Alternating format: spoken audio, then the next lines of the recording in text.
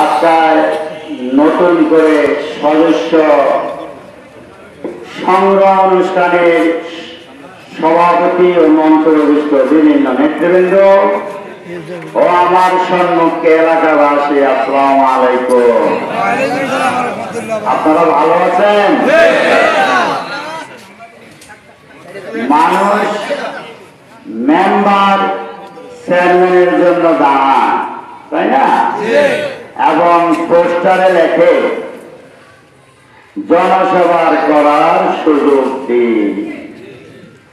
মানুষ মানুষের কাজ করার জন্য ড্রাইভার মিলে ড্রাইভার অভিজ্ঞতা লাগে, বিল্ডিং এর কাজ করলে রাজমিস্ত্রি লাগে, ক্ষেতের কাজ করতে হলে ট্রাক্টর চালানোর লোক লাগে, বা ধান রোপণ করতে ধান রোপায় যিনি এক্সপার্ট তাকে লাগে, তাই না?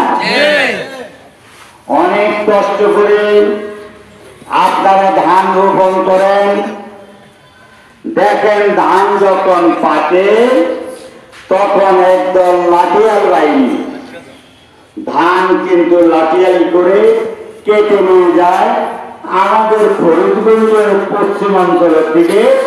এরকম কিছু লাঠিয়াল বাহিনীর কথা আমরা শুনেছি। বর্তমানে মেম্বার চেয়ারম্যানদের কথা কেন বলছি? আপনারা অনেকেই মেম্বার চেয়ারম্যানিতে দাঁড়িয়েছেন। তফসিল যখন টিওনো সাহেব ঘোষণা করেন একটা নির্দিষ্ট তারিখ দেয় এবং একটা নির্দিষ্ট সময় দেয়, দেয় কিনা ভাই? ওই সময়ের পরে কি কোনো কাগজ জমা দিতে পারেন? বা কোনো মেম্বার বা চেয়ারম্যান প্রার্থী যদি থাকেন জমা দিতে পেরেছেন কি না? পারেন না। যদি না পারেন, এইরকম 2008 সালে যখন আর্মির দ্বারা নির্বাচন প্রভাবিত হয়েছে তখন 2008 সালে যারা এখানে জীবিত আছেন নির্বাচন দেখেছেন, চাঁদপুর দিয়েছেন, তখন আপনারা দেখেছেন কাকে মনোনয়ন পেপার দিয়েছে, কে মনোনয়ন জমা দিয়েছে এবং কার মনোনয়ন বৈধ হয়েছে কোথাও নেই। সেটা সম্ভব হয়েছে ওই আওয়ামী লীগ মরণ সংসদ বৈনা করতে এবং সৌরসেন সাহেব করতে টাকার বিনিময়ে।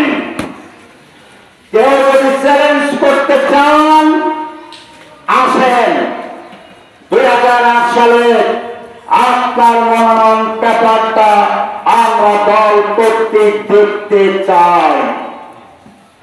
আসেন 2018 সাল মনোনয়ন কাকে দিয়েছে ফরিদগঞ্জবাসী জানেন? ওই ভদ্রলোককে কোন কাগজ দেওয়া হয় নাই।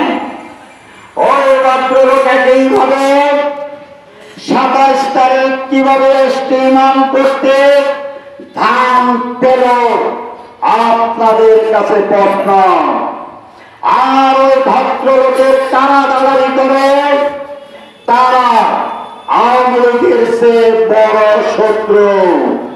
তবে জেনে রাখেন, যাদেরকে বিএনপির দায়িত্ব এই ইউনিয়নে দিয়েছিলাম তারা বিএনপির দায়িত্ব পালন করে না।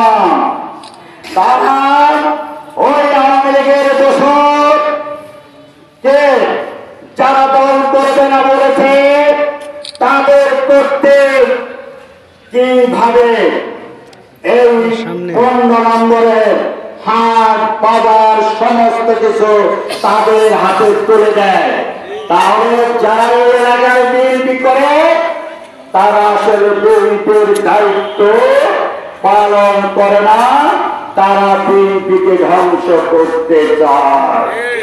তাই আপনারা সাবধান থাকেন, যারা বিএনপিকে ধ্বংস করতে চান বিএনপির দায়িত্ব থেকে, আর যারা এই এলাকায় মরণ সাজতে চান, আমি আপনাদের জনপ্রতিনিধি আমাকে বানাতে চান, কোন মরণ 15 নম্বরের মাটিতে আমি হান্নান রাখবো না। সাহেবের জন্য দোয়া আছে, আল্লাহ পাক যেন আমাদেরকে বেহেশত নসিব করে, আর তারেক সাহেবের জন্য সম্পূর্ণ নিরাপদে এসে বাংলাদেশে যেন নিরাপদে সম্পূর্ণভাবে নিরাপদ অবস্থান করতে পারে, এই দোয়া আছে। আর আমার জন্য একটু দোয়া করেন, আল্লাহ যেন নির্বাচন পর্যন্ত বাঁচিয়ে রাখে। নির্বাচন পর্যন্ত আমি হান্নান বেঁচে থাকি, উপরে আল্লাহ, নিচে জনগণ, মাঝখানে তারেক সাহেব। আপনারা জনগণ যদি আমাকে চান তাহলে তো দামির শীষ অতীতে কারো কাছে গিয়েছে? গিয়েছে। ওই ইস্তেমাল গিয়েছে, ওই সৌর হোসেন কর্তৃ, কিন্তু বিএনপির যারা যায় নাই 2026 সালে ইনশাআল্লাহ